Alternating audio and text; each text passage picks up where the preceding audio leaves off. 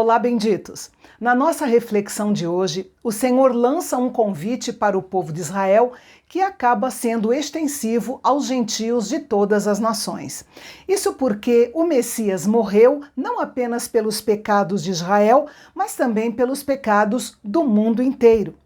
Isaías deixa claro, ao longo de todo o seu livro, que os gentios fazem parte do plano de Deus. O que Isaías e os outros profetas não sabiam é que judeus e gentios um dia seriam unidos em Jesus Cristo, formando um novo povo, a Igreja.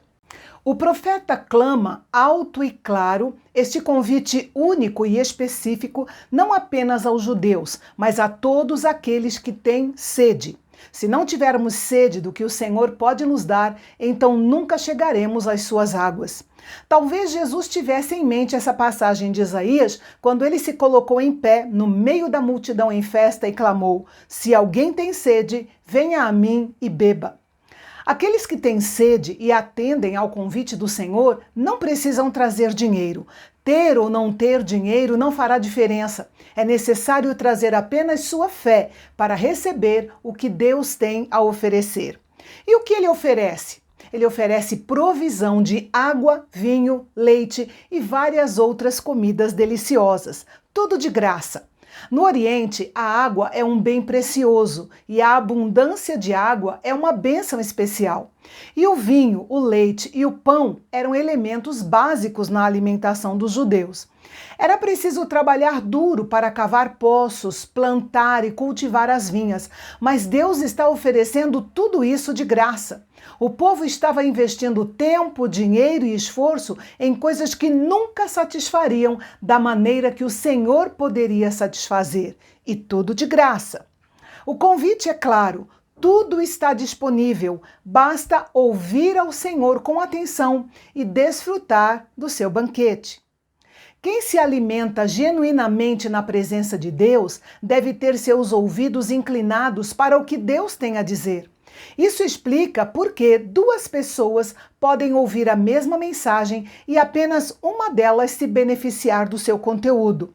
Obviamente, aquele que não se beneficiou simplesmente não inclinou seu ouvido para o Senhor, enquanto que aquele que o fez foi vivificado em sua alma. Daí a importância de ter os ouvidos atentos ao que Deus diz, especialmente através da sua palavra. Para aquele que der ouvidos ao Senhor, ele promete fazer uma aliança baseada nas misericórdias que ele havia usado com Davi. Lembre-se que Deus nunca desistiu de Davi. Mesmo com seus pecados, o Senhor nunca parou de lhe mostrar misericórdia. E nós podemos contar com essa mesma misericórdia. O versículo 5 indica que Deus usará Israel para chamar os gentios à salvação, o que sem dúvida começou com a igreja no livro de Atos. E no reino futuro do Messias, Jerusalém será o centro de adoração no mundo e Yahvé será glorificado quando as nações se juntarem a Israel para honrar o seu nome. O profeta Isaías imprime um senso de urgência no povo de Deus quando ele diz: "Buscai ao Senhor enquanto se pode achar", ou seja, este é o tempo em que Deus pode ser encontrado. Busquem a Ele agora.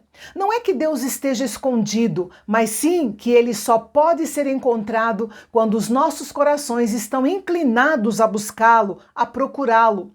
Buscá-lo e invocá-lo enquanto Ele está perto significa receber as bênçãos que Ele promete. Isaías enfatiza a necessidade de arrependimento entre o povo de Deus. Isso significa simplesmente retornar ao Senhor. A pessoa nunca poderá andar no caminho de Deus até que abandone o seu próprio caminho. A gloriosa restauração é operada em e através do nosso arrependimento para com Deus e a fé no nosso Senhor Jesus. Outro ponto importante é abandonar os maus pensamentos.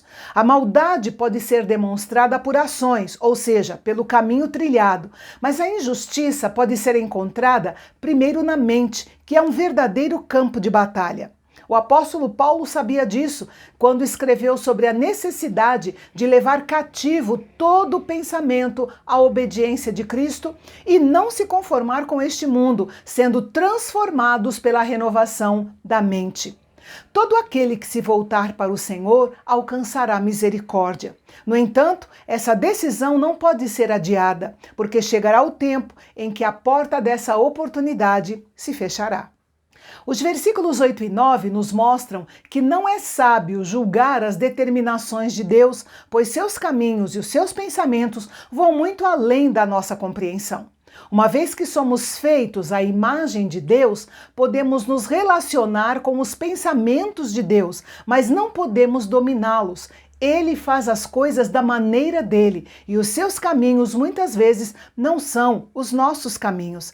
Graças a Deus por Jesus Cristo, que desceu à terra, e assim podemos ter nossos pensamentos e nossos caminhos transformados para serem mais alinhados com os pensamentos e os caminhos de Deus. A distância nunca será fechada. Deus sempre será Deus e nós sempre seremos humanos. Mas quando nossa salvação estiver completa e estivermos unidos ao Senhor em glória, a distância será a mais próxima possível. Essa diferença e essa distância entre Deus e o homem são reveladas não para nos desencorajar de buscá-lo, mas para nos manter humildes enquanto o buscamos. Usando a figura do ciclo da água, o Senhor ilustra um princípio essencial da sua palavra. Assim como a chuva e a neve descem do céu e não retornam para lá antes de cumprirem seu propósito, que é regar a terra, fecundar e fazer brotar, assim é a palavra de Deus. Ela tem poder e sempre cumpre o propósito para o qual foi determinada. Quando o povo de Deus se voltasse para ele, o ouvisse atentamente e experimentasse a ação da sua palavra neles, o resultado seria alegria e paz. Toda a criação se uniria em alegria diante do Criador.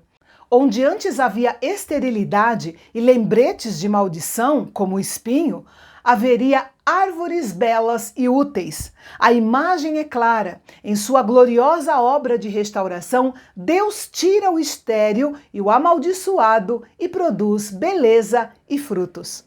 Quando o Senhor restaura, toda a obra é feita para a glória do seu nome. Quando o Senhor restaura, a obra é segura, é um sinal eterno que nunca se apagará.